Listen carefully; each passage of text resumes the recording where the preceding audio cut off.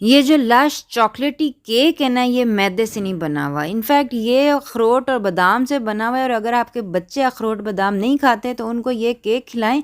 Cake की शौक के अंदर वो बादाम अखरोट खा लेंगे। वीडियो एंड तक देखिएगा। एंड में मैं आपके साथ इसका रेसिपी कार्ड भी शेयर करूंगी और इसके क्या क्या हेल्थ बेनिफिट्स हैं वो भी हम साथ साथ देखते हैं।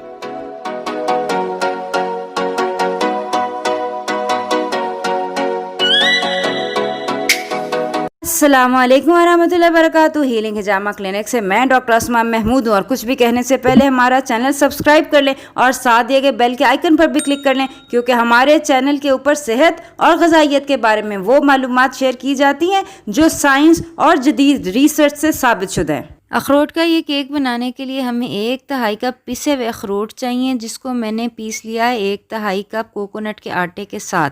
अखरोट तमाम नट्स के अंदर सबसे ज़्यादा एंटीऑक्सीडेंट जो होते हैं ना, वो अखरोट के अंदर होते हैं। इसलिए आप ये देख लें, ये बड़ा एंटीऑक्सीडेंट रिच किस्म का केक जो है ये बनने लगा है। छोटे बच्चे और बुजुर्ग अक्सर बीमार हुए रहते हैं, तो उनको ये चीज़ें खिलाएंगे ना तो वो बीमार नहीं होंगे। बहरहाल जब आपने अखरोट पीसने ना तो उनको कोकोनट का आटा, नारियल के आटे के साथ पीसने। इसके अलावा ये 1.5 कप जो है बादाम का आटा ये मैंने डाला। ये बेसिकली पिसे हुए बादाम है, कुछ अलग आटा मैंने यूज़ नहीं किया। इसके अलावा 1 टेबलस्पून बेकिंग पाउडर चाहिए। देख लें कि ये एल्यूमिनियम फ्री हो। इसके अलावा ये कोको पाउडर, मैं हर्शीज़ का कोको पाउडर यूज़ करी हूँ, ये 1/2 कप जो है ये चाहिए। ये तकरीबन 5 टेबलस्पून बनते हैं। अब आपने अपने ड्राई इंग्रेडिएंट्स जो है ना उनको सबसे पहले अच्छी तरह मिक्स कर लेना है। कोई गुटलियाँ शुटलियाँ लम्प्स वगैरह ना रह जाएँ, ताकि आपका केक बहुत अच्छा और स्मूथ टेक्सचर का जो है वो बने। अब हम वेट इंग्रेडिएंट्स जो है वो देख लेते हैं। सबसे पहले तो 4 अंडे चाहिए। 4 अंडे मैं फूड प्रोसेसर में डाल रही हूँ। आप चाहें तो जो मिल्क शेक वाला जग होता है ना, ब्लेंडर, उसके अंदर भी डाल सकते हैं। बहरहाल देसी अंडे यूज़ करें।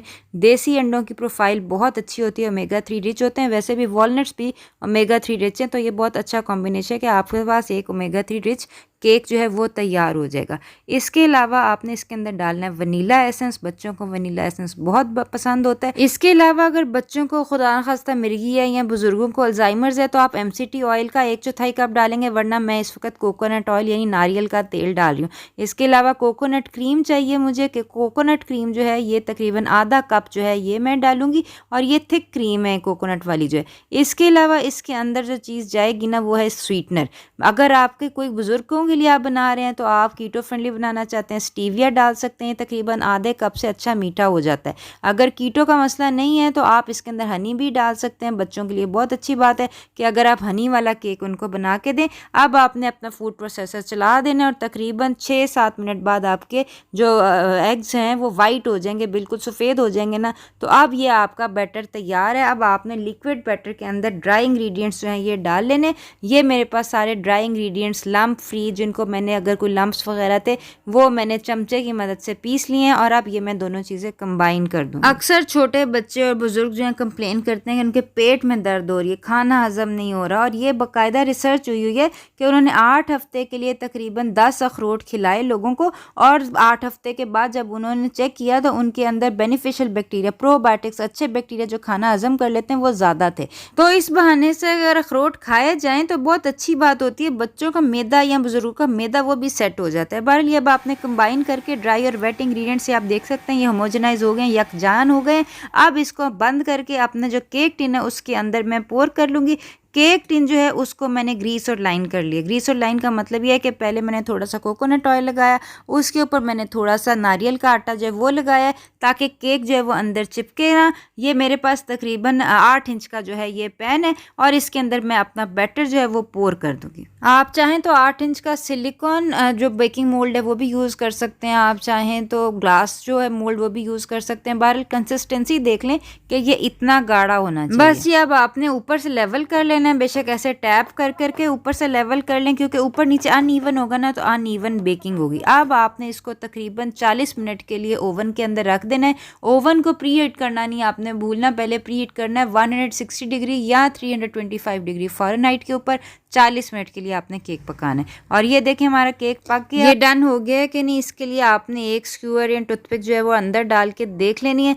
अगर ये बिल्कुल साफ़ निकलता है बाहर, ये देखें जैसे ये बिल्कुल साफ़ है, कोई क्रम्स अटैच नहीं, इसका मतलब मतलब है केक डन है। अब आप चाहें तो अपने केक को ऐसे भी चाय के साथ एंजॉय कर सकते हैं, लेकिन बच्चों को तो चॉकलेट पसंद है और वो केक ही क्या जिसके ऊपर कोई टॉपिंग ना हो। तो बेसिकली ये कीटो फ्रेंडली डार्क चॉकलेट 86% है।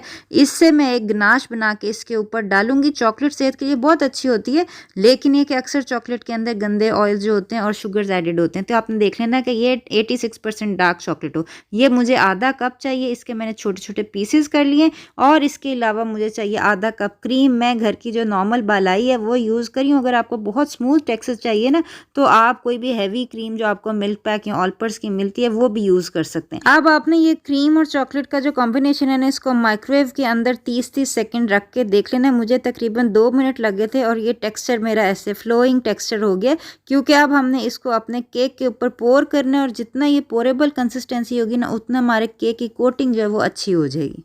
चॉकलेट एक बहुत अच्छा खाना है, इसके अंदर बहुत अच्छे अच्छे एंटीऑक्सीडेंट्स होते हैं, लेकिन जो बाज़ार में चॉकलेट मिलती है ना उसके अंदर गंदे ऑयल्स होते हैं, चीनी होती है, जो कि जिसकी वजह से लोग मोटे होते हैं, बच्चों के दांतों में कीड़ा लगता है। तो बहरहाल आपने ये कीटो फ्रेंडली केक बनाने के लिए कीटो फ्रेंडली गनाश जो है ये डालना है। ये हमने डार्क चॉकलेट जो है ये डाली है अपने केक के ऊपर। आप ये देख लें हमारा केक जो है ना ये वॉलनट्स का है।